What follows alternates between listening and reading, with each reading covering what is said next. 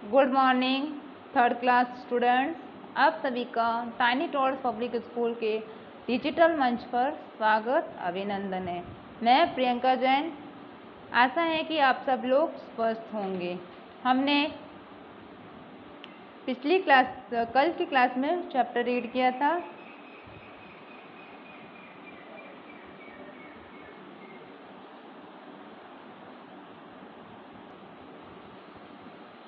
ज्ञान मार्ग वाला।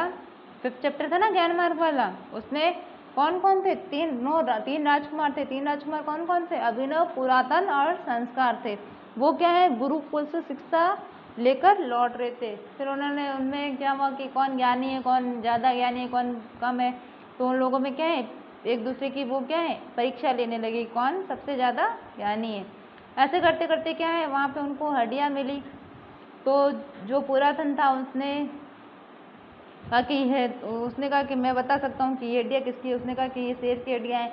फिर अभिनव संस्कार कहता है कि मैं तो इसको क्या है, जो शेर का रूप इसको दे सकता हूँ, यानी मांस से रक्त और इसके ऊपर खाल भी मर सकता हूँ। फिर उसने ऐसा कर भी दिया।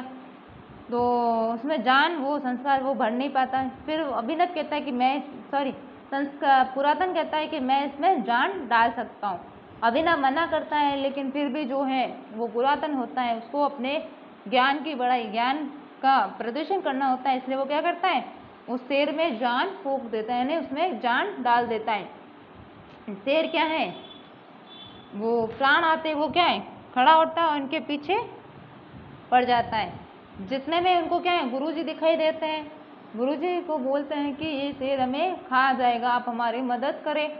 तो गुरुजी ने क्या कहा, गुरुजी ने कहा कि हाँ, तुम अपने ज्ञान की जो ज्ञान है वो किस लिए होता है, दूसरों की भलाई के लिए ही काम में लिया जाना चाहिए ज्ञान अपना। फिर वो क्या करते हैं, गुरुजी इस शेर को बकरा बना देते हैं। ठीक है, फिर आगे देखिए अब इसके शब्दार्थ। विद्वान, किसी भी विषय, विद्वान का अर्थ क्या होगा, किसी भी विषय के बारे में अधिक जानने वाला। घना, पेड़ों से भरा गहरा। गर्व का अर्थ क्या है, अभिमान।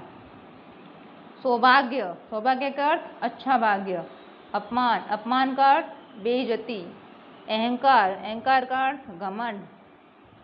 प्राण का अर्थ जान, जीवन।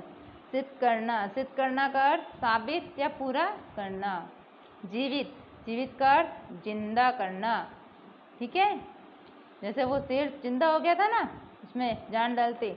संकट का अर्थ मुसीबत, कठिनाई। ठीक है, आगे वाले प्रश्न अभ्यास करेंगे। अब इसमें क्या है, पढ़िए और पुनः लिखिए। इसमें जैसा है लिखा हुआ शब्द वैसा का वैसा वापस लिखना है।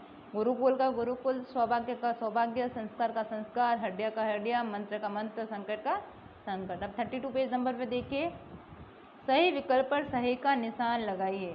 अब यहाँ पे जो राइट आंसर है उसको टिक करना है। अभिनव ने हड्डियाँ बताई। अभिनव ने जो हड्डियाँ बताई वो किसकी बताई थी, शेर की, हिरन की या गीदड़ की? किसकी थी वो हड्डियाँ, शेर की। तो शेर की जो राइट आंसर है उसको राइट टिक कर देंगे। दूसरा देखिए, तीनों राजकुमार लौट रहे थे। तीनों राजकुमार कहाँ से लौट रहे थे, घर से, गुरुकुल से या जंगल से?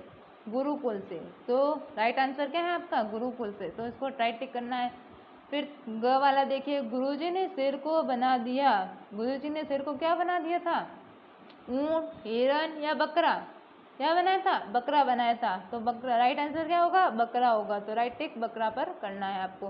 फिर देखिए, रिक्त स्थानों की पूर्ति कीजिए। और यहाँ पे रिक्त स्थान दिए हैं, आपको पूर्ति करनी है। क वाला देखिए, मैं तो डैश आने से पहले भी पढ़ता था। कहाँ पर आने से पहले भी पढ़ता था, गुरुकुल। यहाँ थोड़ा सा क्लियर नहीं, शायद नहीं दिख रहा होगा, गुरुकुल। ठीक है, गुरुकुल आने से पहले भी वह पढ़ता था। फिर ख वाला देखिए, रिक्त स्थान का परिचय ज्ञानी को दिया जाता है। किसका परिचय ज्ञानी को दिया जाता है, ज्ञान का परिचय ज्ञानी को दिया जाता है। ये अभिनव ने, ये पुरातन ने कहा था ना। फिर ग वाला देखिए, ज्ञान तो सबकी रिक्त स्थान के लिए ही होता है। किस लिए होता है, सबकी भलाई के लिए होता है। यहाँ पर आपको क्या लिखना है, भलाई लिखना है। ठीक है, फिर देखिए, प्रश्नों के उत्तर दीजिए। क वाला देखिए, अपने अपने ज्ञान का परिचय कौन दे रहे थे? कौन दे रहे थे अपने ज्ञान का परिचय? अभिनव, संस्कार और पुरातन, ये तीनों क्या है? अपने ज्ञान का परिचय दे रहे थे। ख वाला देखिए, संस्कार ने अपना ज्ञान कैसे दिखाया? संस्कार ने अपना ज्ञान कैसे दिखाया था? संस्कार ने सेब की हड्डियों पर मांस से रक्त और उसके ऊपर खाल मढ़कर अपना ज्ञान दिखाया। जो शेर था, हड्डियाँ थी, उस पर क्या किया उसने? मांस, फिर मांस से रक्त, फिर उसके ऊपर क्या है? खाल मढ़कर उसे रूप दे दिया, शेर का रूप दे दिया। इस तरह उसने अपने ज्ञान का प्रदर्शन किया था। शेर को किसने जीवित किया? शेर को जीवित किसने किया था? पुरातन ने किया था। जान उसने तो फूकी थी शेर में। अंत में गुरुजी ने तीनों राजकुमारों को क्या समझाया? क्या समझाया था तीनों राजकुमारों को? अंत में गुरुजी ने समझाया कि ज्ञान तो सबकी भलाई के लिए होता है। गुरुजी ने ये तीनों को समझाया था। ठीक है, फिर देखिए आगे। अब इसमें किसने कहा? ये जो यहाँ पे वाक्य दे रखे हैं वो किसने कहे थे आपको बताना है। ठीक है, तुम मेरा अपमान कर रहे हो, ये किसने कहा था? संस्कार ने कहा था। किसने कहा था? संस्कार ने कहा था। जब अभी पुरातन ने कहा था ना कि ज्ञान का जो परिचय है वो ज्ञानी को ही दिया जाता है, तब पुरातन ने कहा था, तब संस्कार ने कहा कि तुम मेरा अपमान कर रहे हो। फिर ख वाला देखिए, उसके बाद शेर हमें खा जाएगा, ये किसने कहा था? अभिनव ने कहा था। फिर ग वाला देखिए, ये हड्डियां शेर की हैं, ये किसने कहा था? पुरातन ने कहा था कि ये हड्डियां किसकी है? शेर की है। अब भाषा कार्य देखिए, आपको ये डेफिनेशन, भाववाचक संज्ञा की डेफिनेशन लिखनी है। ठीक है, देखिए डेफिनेशन पहले। जो संज्ञा शब्द किसी व्यक्ति या वस्तु के गुण, दोष, भाव या दशा आदि का बोध कराते हैं उन्हें भाववाचक संज्ञा कहा जाता है। जैसे मूर्खता, भाववाचक संज्ञा किसे कहते हैं? जो संज्ञा शब्द होते हैं जो किसी व्यक्ति, वस्तु के गुण, दोष या भाव या दशा आदि का बोध करवाते हैं उन्हें क्या कहते हैं? भाववाचक संज्ञा कहते हैं। जैसे मूर्खता, मूर्खता में क्या है? मूर्खता का भाव आ रहा है। ठीक है, मिठाई, मिठाई में क्या है? मीठे का भाव आ रहा है। ठीक है, फिर यहाँ पे देखिए कुछ शब्द दे रखे हैं, आपको उनकी भाववाचक संज्ञाएं बनानी है। जैसे पढ़ना, पढ़ना का भाववाचक संज्ञा क्या बनेगी? पढ़ाई, इसमें क्या है? पढ़ाई का भाव आ रहा है। गुरु, गुरुता, गुरुत्व। ठीक है, फिर अहम का देखिए, अहंकार।